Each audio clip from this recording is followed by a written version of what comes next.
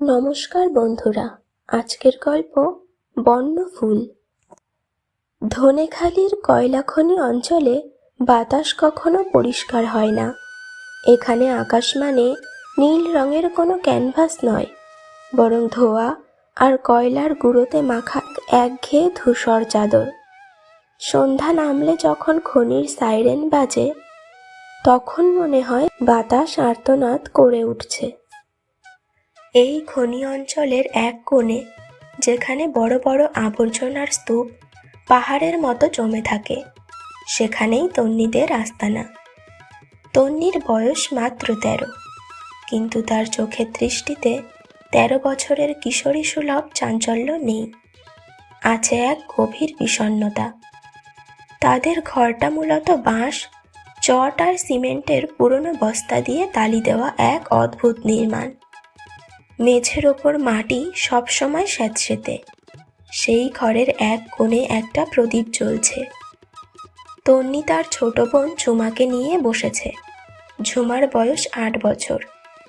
সে দিদির কোলে মাথা রেখে শুনছে বিভূতিভূষণের আরণ্যক থেকে বনদেবীদের গল্প।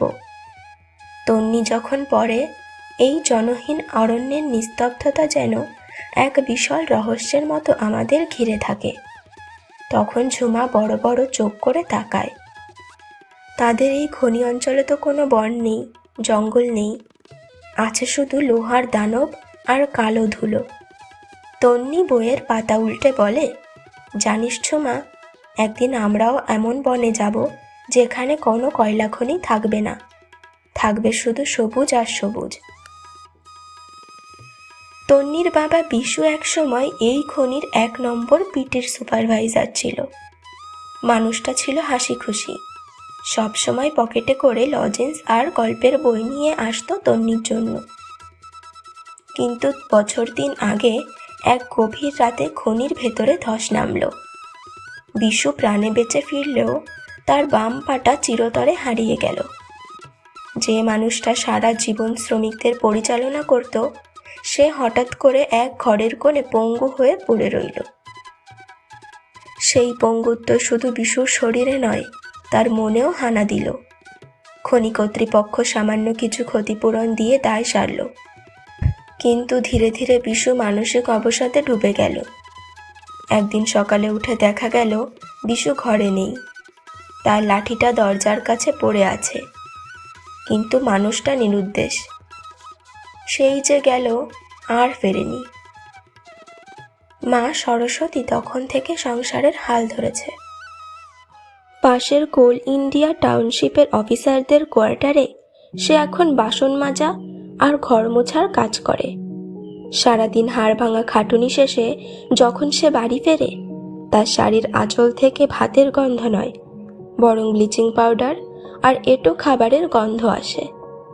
তন্নি স্কুলের মেধাবী ছাত্রী ছিল, কিন্তু বাবার নিখোঁজ হওয়া আর অভাবের চোটে ক্লাস 6 পর তার স্কুলের ইউনিফর্মটা আলমারির কোণে তোলা রইল।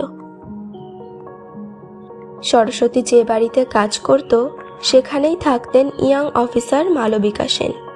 তিনি ছিলেন পরিবেশ বিজ্ঞানের বিষয়ক। সরস্বতী একদিন তন্নিকে নিয়ে গিয়েছিল কাজে সাহায্য করার জন্য। মালবিকা সেদিন দেখেছিলেন তন্নি কাজের ফাঁকে তার লাইব্রেরির বইগুলোর দিকে তৃষ্ণার্ত চোখে তাকিয়ে আছে।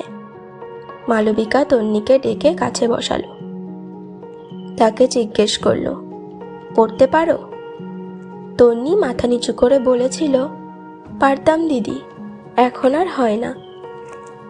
মালবিকা তাকে একটি খাতা আর কলম দিয়ে বলেছিলেন, তুই যা দেখিস তাই লিখবি। তোর চারপাশে কি ঘটছে, তোর কি মনে হচ্ছে, সব লিখবি। মালবিকাই তন্নির জীবনে প্রথম আশার প্রদীপ জ্বেলেছিলেন। তিনি তাকে গল্পের বই দিতেন, বিশ্ব সাহিত্যের কথা শোনাতেন। কিন্তু মাস 6 আগে মালবিকার বদলি হয়ে গেল কলকাতায়। যাওয়ার সময় তিনি তন্নির হাত ধরে বলেছিলেন, তন্নি, তুই কোনোদিন হার মানিস না, তোর কলমই তোকে এই খাদের অন্ধকার থেকে টেনে তুলবে। মনে রাখিস, হিরেও কিন্তু কয়লার খনিতেই জন্মায়। ধনেখালি খনি অঞ্চলের স্টেডিয়ামে প্রতি বছর কোল ইন্ডিয়া শিল্প মেলা হয়। সেখানে বড় বড় কোম্পানির স্টল বসে, বিচিত্র সব খাবারের দোকান আর সাংস্কৃতিক অনুষ্ঠানের আয়োজন হয়। এবারও তার ব্যতিক্রম হয়নি। তন্নির খুব ইচ্ছে ছিল একবার মেলায় যাওয়ার। ঝুমাও কান্নাকাটি করছিল যাবে বলে। মা সরস্বতীর থেকে 10টা টাকা চেয়ে নিয়ে তন্নি আর ঝুমা রওনা দিল মেলার দিকে। তন্নির পরনে তালি দেওয়া একটা ফ্রক, যা এখন তার শরীরের তুলনায় ছোট হয়ে গেছে। ঝুমার চটির ফিতে ছেঁড়া, তাই সে একটা প্লাস্টিকের দড়ি দিয়ে বেঁধে দিয়েছে। মেলার ঝকঝকে আলোয় তাদের নিজেদের খুব বেমানান লাগছিল। একটি নামী প্রশাসনিক স্টলের সামনে গিয়ে তন্নি থমকে দাঁড়ালো। কাচের ওপারে চমৎকার সব বই সাজানো। সে একটা বই হাতে নিতেই স্টল মালিক চেঁচিয়ে উঠলেন, এই মেয়ে, ওটা নামিয়ে রাখ। নোংরা লেগে গেলে বইটা আর কেউ কিনতে চাইবে না। মেলা দেখতে এসেছিস, দেখ, বই ছোঁয়ার দরকার কি? ভিড়ের মধ্যে দাঁড়িয়ে থাকা সুন্দর পোশাক পরা মানুষেরা তন্নিদের দিকে এমনভাবে তাকালো যেন তারা কোনো নোংরা জীব।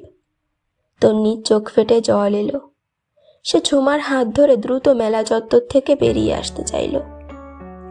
ঠিক সেই মুহূর্তে প্রবেশপথের কাছে তার দেখা হয়ে গেল মালবিকা দিদির সাথে। মালবিকা মেলায় এসেছিলেন বিশেষ অতিথি হিসেবে। মালবিকা তন্নিকে দেখেই চিনে ফেললেন। তার চোখের জল মুছিয়ে দিয়ে বললেন, কি হয়েছে তন্নি, কাঁদছিস কেন? তন্নি সব খুলে বলল। মালবিকা মৃদু হাসলেন। তারপর তাকে নিয়ে গেলেন মেলার মূল প্রশাসনিক দপ্তরে। সেখানে একটি বড় ব্যানার টাঙানো ছিল, আমার মাটি আমার কথা, শীর্ষক তাৎক্ষণিক রচনা প্রতিযোগিতা। মালবিকা বললেন, তন্নি, তুই তো লিখতে ভালোবাসিস। আজ তোর সময় এসেছে উত্তর দেওয়ার। ওই স্টল মালিককে নয়, সমাজকে উত্তর দে। যা মনে আসে আজ খাতা কলমে উগরে দে। বিষয় দেওয়া হয়েছিল অন্ধকার থেকে আলোর সন্ধানে। প্রতিযোগিতায় বসল জেলার সবচেয়ে নামী ইংরেজি মাধ্যম স্কুলের ছাত্রছাত্রীরা।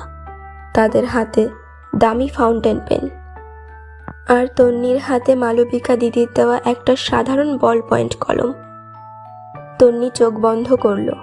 সে দেখতে পেল তার বাবার সেই পঙ্গু পা, মার ফেটে যাওয়া হাতের চামড়া, খনির গভীর গর্ত থেকে উঠে আসা কালো ধোয়া, আর ঝুমার সেই ছেঁড়া চটি। সে লিখতে শুরু করল। সে লিখল না কোনো কাল্পনিক আলোর কথা, সে লিখল খনির ভেতরে থাকা সেই সব মানুষের কথা যারা দিনের আলো দেখে না। সে লিখল সেই সব শিশুদের কথা যাদের শৈশব কয়লার ট্রাঙ্কে চাপা পড়ে মারা যায়। সে লিখল আলো মানে শুধু বাতি জ্বালানো নয়, আলো মানে সেই সাহসের নাম যা অন্ধকারকে অস্বীকার করতে শেখায়। সে তার লেখায় প্রশ্ন তুলল, কেন খনির হিরে দিয়ে শহর সাজানো হবে আর খনির মানুষেরা কেন ধুলো মেখে মরবে? সে তার যন্ত্রণাকে শব্দে নিখুঁত বুননে এক অমর কাব্যে পরিণত করল। প্রতিযোগিতা শেষে তন্নি বাড়ি ফিরে এলো। সে ভুলেই গিয়েছিল পুরস্কারের কথা। তার জন্য জয় মানে ছিল সেই মুহূর্তটা যখন সে তার সব দুঃখ লিখে হালকা হতে পেরেছিল। পরদিন মা কাজে গেছে। তন্নি কুয়োর পাড়ে বাসন মাজছিল। হঠাৎ দেখলো একটা সাদা রঙের বড় গাড়ি তাদের ঝুপড়ির সামনে এসে দাঁড়ালো। গাড়ি থেকে নামলেন মালবিকা দিদি এবং জেলা তথ্য সংস্কৃতি দপ্তরের কয়েকজন আধিকারিক। মালবিকা তন্নিকে জড়িয়ে ধরে কাঁদতে শুরু করলেন। তিনি বললেন, তন্নি, তুই নিজেকে প্রমাণ করে দেখিয়েছিস। তোর লেখা পড়ে বিচারক মণ্ডলী স্তব্ধ হয়ে গেছেন। তুই সারা জেলার মধ্যে প্রথম হয়েছিস। তন্নি বিশ্বাস করতে পারছিল না। সে সাধারণ একটা খনি কন্যা, যার ঠিকানাও কারোর জানা ছিল না, সে কিনা প্রথম হয়েছে। আধিকারিকরা জানালেন, স্বয়ং জেলা প্রশাসক এই খনি অঞ্চলে আসছেন তন্নিকে সংবর্ধনা দিতে, কারণ তারা চান এই সাফল্যের খবর সারা রাজ্যে ছড়িয়ে পড়ুক। বিকেলে মেলার মূল মঞ্চে এক অভূতপূর্ণ দৃশ্য তৈরি হলো। একদিকে সুসজ্জিত আলোকসজ্জা, অন্যদিকে সামনে বসে আছেন হাজার হাজার মানুষ। মঞ্চে উঠলেন তন্নিরাম। তার পরনে একটা সাধারণ সুতির শাড়ি, যা মালবিকা দিদি তাকে উপহার দিয়েছেন। সরস্বতী এক কোণে দাঁড়িয়ে শাড়ির আঁচলে চোখ মুছছে। জেলাশাসক তন্নির হাতে 1,00,000 টাকার স্কলারশিপের চেক এবং একটি ল্যাপটপ তুলে দিলেন। তিনি মাইক হাতে ঘোষণা করলেন, তন্নির পড়াশোনার সমস্ত দায়িত্ব আজ থেকে রাজ্য সরকারের। ও শুধু এই খনির নয়, আমাদের গর্ব। সবশেষে মাইকটা তন্নির সামনে বাড়িয়ে দেওয়া হলো। কয়েক মুহূর্ত নিস্তব্ধতা। তন্নি কাঁপা কাঁপা হাতে মাইকটা ধরল। সে সামনে বসা সেই স্টল মালিককেও দেখতে পেল, যে তাকে তাচ্ছিল্য করছিল। তন্নি বলতে শুরু করলো, আমি বড় কোনো বক্তা নই। আমি শুধু জানি, আমাদের পায়ের নিচের মাটি যেমন পুড়লে কালো হয়, তেমনি আমাদের কষ্টগুলো পুড়লে সাহস হয়। এতদিন আমি ভাবতাম আমরা অন্ধকারে আছি, কিন্তু আজ বুঝলাম, অন্ধকারে থাকলে চোখ সরে যায়, কিন্তু আলো দেখলে তবেই বোঝা যায় আমরা কত গভীর গর্তে ছিলাম। আমি চাই আমার মতো কোনো বাচ্চা যেন অন্ধকারে এই খনিতে হারিয়ে না যায়। আমি চাই আমার লেখা দিয়ে সেই সব মানুষের কথা বলতে, যাদের আওয়াজ এই খনির গর্জনে চাপা পড়ে গেছে। পুরো মেলা প্রাঙ্গণ ফেটে পড়ল করতালিতে। সেদিনের সেই সন্ধ্যাটা শুধু তন্নির ছিল না, সেটা ছিল সেই সমস্ত বঞ্চিত মানুষের, যারা অন্ধকার থেকে আলোর স্বপ্ন দেখে। তন্নি বুঝেছিল, অভাব মানুষের শরীরকে আক্রমণ করতে পারে, কিন্তু তার স্বপ্নকে নয়। সেদিন রাতে খনির বিষাক্ত বাতাসও যেন প্রথমবার বসন্তের বুনো ফুলের সুবাস নিয়ে বয়ে যাচ্ছিল। তন্নি এখন আর শুধু সেই শ্রমিকের মেয়ে নয়, সে ধনেকালী খনির সেই বন্যফুল, যে তার সুবাস ছড়িয়ে দিয়ে গড়ে তুলছে তার নিজস্ব পরিচিতি।